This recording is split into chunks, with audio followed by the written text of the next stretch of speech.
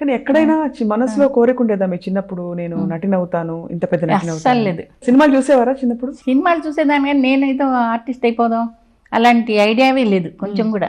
So ఇంకా ఏం కట్టుబాట్లు ఉండేవి అప్పట్లో ఇంట్లో? మా ఇంట్లో సంప్రదాయమైన కుటుంబం ఎలా మీరు పెరిగేటప్పుడు? ఆర్థడాక్స్ కుటుంబమే, కానీ మా ఫాదర్ చాలా బ్రాడ్ మైండెడ్. లండన్ పెళ్ళొచ్చాక పుట్టాం మేము, అందుకని ఆయన కొంచెం బ్రాడ్ మైండెడ్ అయిపోయారు. సో మళ్ళీ డిఫరెంట్ టైప్లో పెంచారనమాట మా అమ్మ, ముఖ్యంగా మా సిస్టర్ని, నన్ను, మా జానకి గారిని. ఆవిడ ప్రోత్సాహం ఎంతవరకు ఉండేది మీకు సినిమాల్లో మీరు వచ్చినప్పుడు కొత్తలో? లేదు, ఆవిడ ఆల్రెడీ మ్యారీడ్ కదా, అందుకని వాళ్ళు సపరేట్గా ఉండేవాళ్ళు. నేనేమో మా మదరు తక్కిన వాళ్ళందరితో ఉండేదాన్ని. ఒకరికొకరు ఎంకరేజింగ్ గా ఉండేవాళ్ళం. అయితే పోటీ పోట్లాడుకునేవారు? లేదు లేదు, పోట్లాడు చిన్నప్పుడు. చిన్నప్పుడు ఏమన్నా క్యారియర్ మోయకపోతే మా సిస్టర్ కోపం వచ్చేది, అయ్యి ముద్దు క్యారియర్ మోయ స్కూల్కి వెళ్ళేప్పుడు. మా సిస్టర్ కొంచెం డామినేటింగ్ టైప్, నేనేమో సాఫ్ట్ రివర్స్ క్యారెక్టర్స్. కొంతకాలం అప్పుడు ఇండస్ట్రీలో మీ సమకాలీకులు వాళ్ళకి మీకు పోటీ ఉండేదా? అంటే న్యాచురల్లీ మీకు 14 సినిమాలు అలా ఉప్పెనలాగా వచ్చేసాయి. అవును, ఒక ఇయర్ 16 మూవీస్ రిలీజ్ అయ్యాయి. ఏ థియేటర్ లో చూసినా డిఫరెంట్ హీరోస్ తో. ఆంధ్రాలో నేనే, ఎందుకంటే ఒక థియేటర్ ఓపెనింగ్ కి వెళ్ళాం, కుమారి టాకీస్ ఏదో, ఎన్టీఆర్ గారు నేను వెళ్ళాం ఓపెనింగ్ కి. నేను స్విచ్ ఆన్ చేశాను, ఆయన థియేటర్ ఓపెన్ చేశారు. అప్పుడు చూస్తే ఆ ఊర్లో అన్ని థియేటర్స్ లో నా బ్యానర్స్ ఉండేవి. ఏ నటీమణి మీకు బాగా దగ్గర పోటీ అని మీరు భావించారు? అంటే మీలాంటి క్యారెక్టర్స్ చేయడం, మీలాంటి బాణీలో చీరలు కట్టడం, ఎవరి దగ్గరగా మీకు పోటీ అని మీరు అనుకున్నారు? పోటీ ఇది కెరియర్ కదా, ఇది ఎవరికి వాళ్ళు మంచి పేరు. కానీ అప్పుడు కొంచెం తక్కువ, యాక్చువల్లీ ఫ్రెండ్లీగా ఉండేవాళ్ళం చాలా వరకు. కొంత జెలసీస్ ఉంటాయి, కాంపిటీషన్ ఉంటుంది డెఫినెట్, అది లేదంటే అబద్ధం. బయటపడేవాళ్ళు కాదు ఎవరు, పైకి అయినా అట్లీస్ట్ ఫ్రెండ్లీగా ఏదో ఉండేవాళ్ళం. చిన్న ఇండస్ట్రీలో ఒక నటీమణికి హీరోలకి మధ్య విభేదాలు వచ్చిన టైంలో, ఆ టైంలో మీరు సమయానికి ఆదుకున్నారు, కరెక్ట్ టైంలో మీకు మంచి అవకాశాలు వచ్చాయంటుంటారు, నిజమేనా? చాలా కరెక్ట్.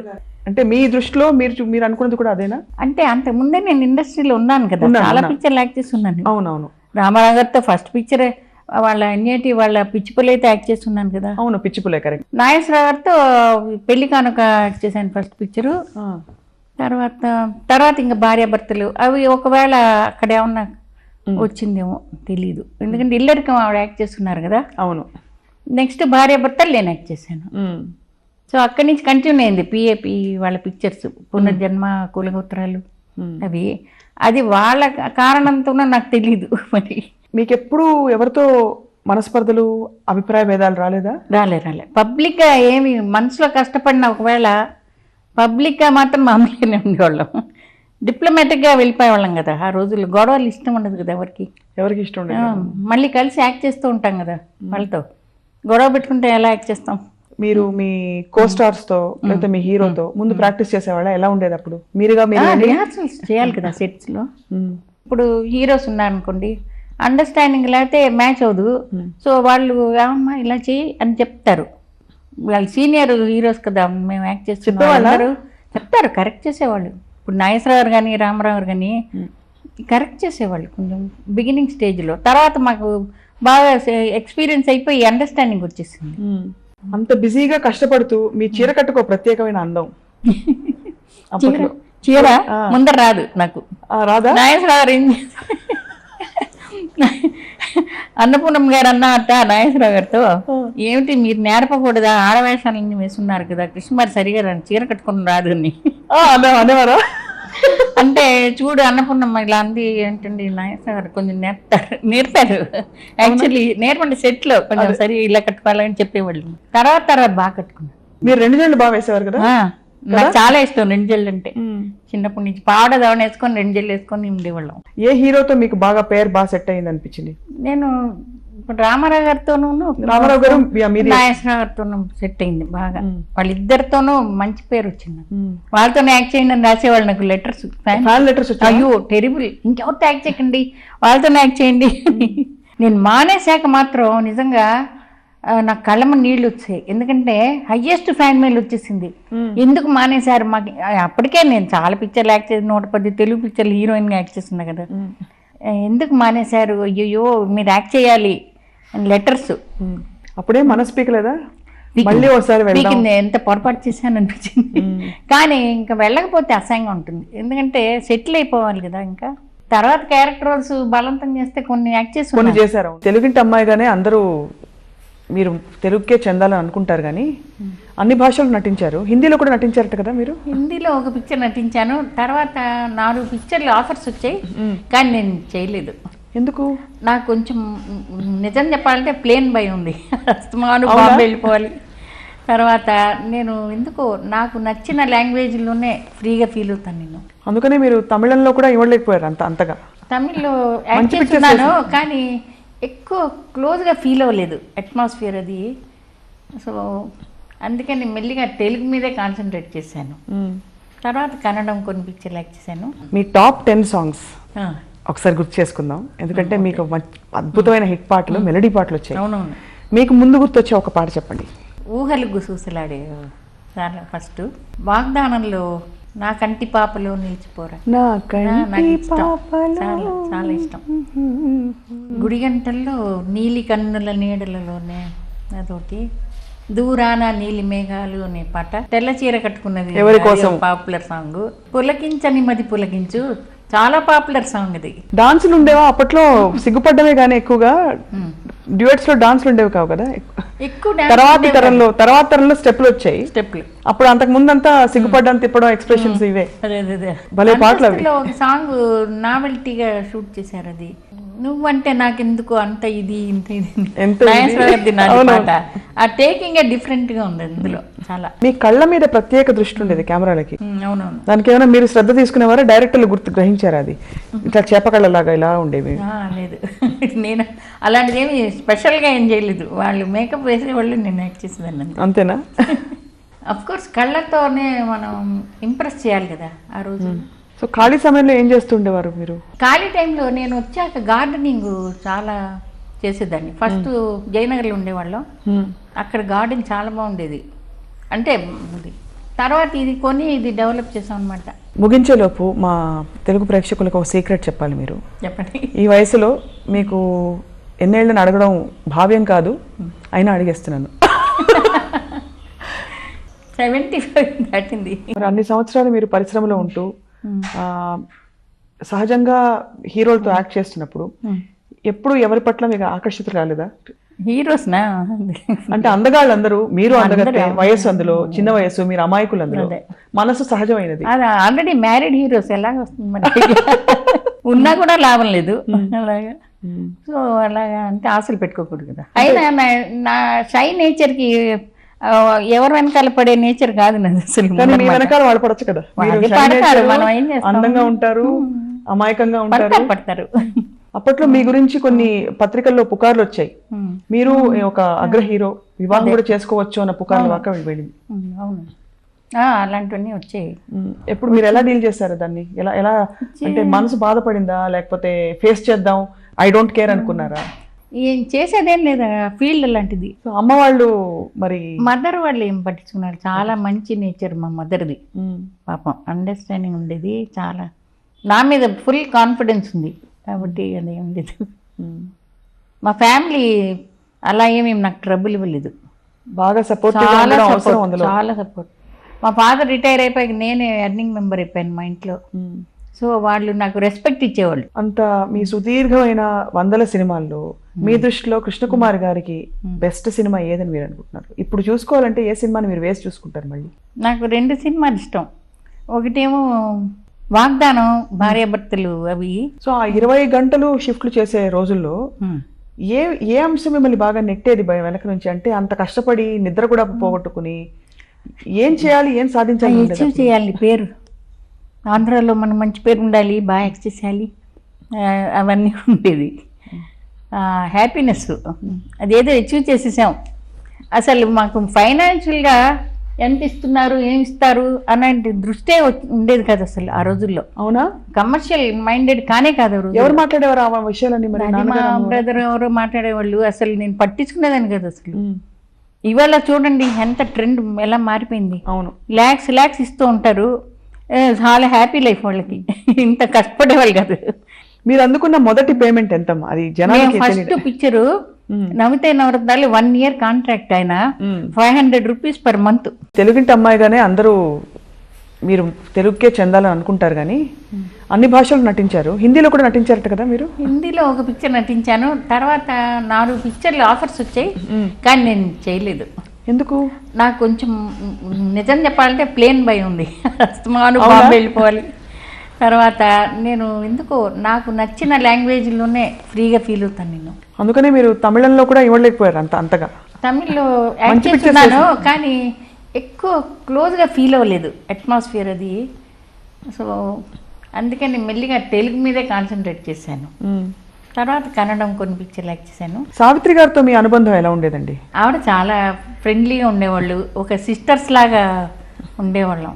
మీ ఇద్దరి మధ్య ఎప్పుడు అంటే మీకు ఆవిడ చేసే పాత్రలు చేయాలని కానీ మీరు చేసే పాత్రలు ఆవిడ చేయాలని కానీ అలాంటి కాంపిటీషన్ లేదు. ఆవిడ చాలా బ్రహ్మాండమైన ఆర్టిస్టు. ఆవిడ క్యారెక్టర్స్ వేరు, నాకు వేరు. చదువుకున్న అమ్మాయిలు. అవును.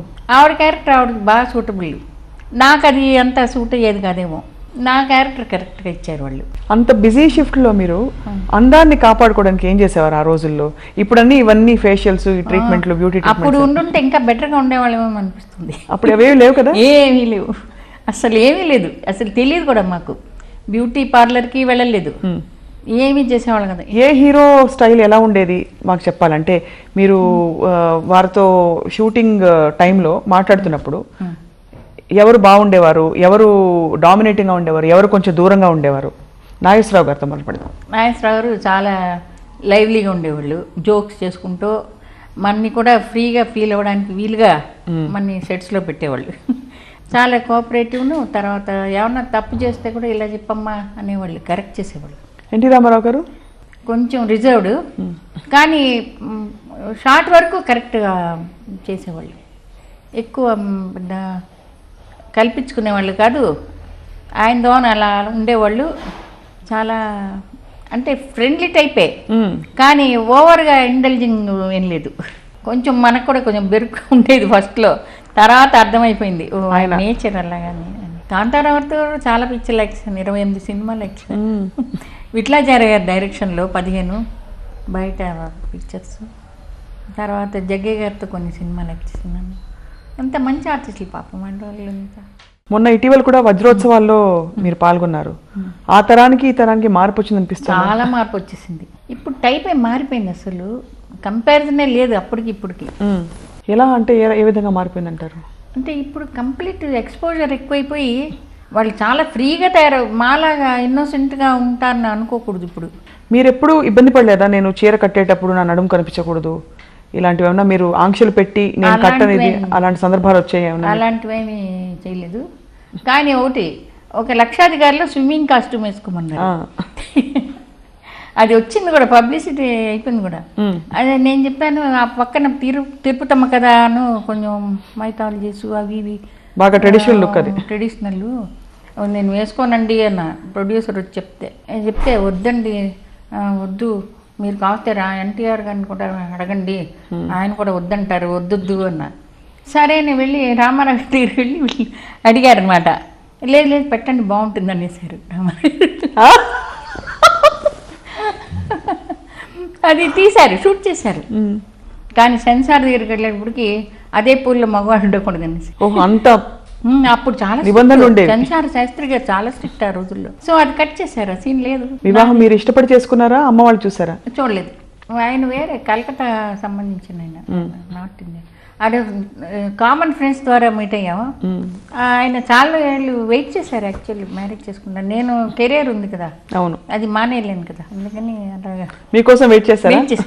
అంటే మూవీస్లో ఉండే వాళ్ళని కొంచెం ఇబ్బంది పెడతారు, అందరూ పెడతారా? అలా ఏమీ చేయలేదు పాపం. పెట్టేవాళ్ళండి. అప్పుడు మిగతా నటీమణుల గురించి కూడా వింటాం కదా స్టోరీస్. అలా ఏం లేదు. లక్కీగా ఈయన పెద్ద ఫ్యామిలీ నుంచి వచ్చిన ఆయన, మంచి డీసెంట్ ఫ్యామిలీ. ఇండస్ట్రీలో వాళ్ళని చేసుకుంటే చాలా కష్టం అని అనుకుంటున్నాను నేను. ఎందువల్ల అంటే వాళ్ళ ఈ లోతంతా తెలుస్తుంది ఇండస్ట్రీలో ఉండేవన్నీ. సో అదేమన్నా ఎఫెక్ట్ అవుతుంది వాళ్ళకి పర్సనల్ లైఫ్లో. వాటిలో ఇంత రంగురంగుల ప్రపంచం ఇండస్ట్రీ, ఇంత అందరూ వెళ్ళాలి, మనం తెర మీద కనిపించాలి అనుకునే ప్రపంచం. చాలా మందికి అదొక తీరని కళ. కానీ ఇండస్ట్రీ అని వచ్చేసరికి ఒక పొర వెనకాల ఒక విధమైన ఒక డిస్కంఫర్ట్ ఇప్పుడు కూడా ఉందంట కృష్ణకుమార్ గారు. ఎందువల్ల అప్పటి నుంచి ఇప్పటి వరకు ఒక పొర ఉంది అంటే మామూలుగా ఇప్పుడు కూడా తెలుగింటి అమ్మాయిల్ని తొందరగా పంపించరు, కొంచెం జంకుతారు, భయపడతారు. ఎందువల్ల పోయినట్టుంది ఆ ఫీలింగ్. ఈ పాపులారిటీ అది ఇది అండ్ ఫైనాన్షియల్ ఇది సెక్యూరిటీ వచ్చేస్తుంది కదా త్వరగా. అవును. సో ఇప్పుడు లేదు. ఆ రోజుల్లో మేము ఆ చేంజ్ ఓవర్ పీరియడ్లోనే మేము వచ్చాం. యాక్చువల్లీ అంత ముందు కొంచెం భయపడేవాళ్ళు.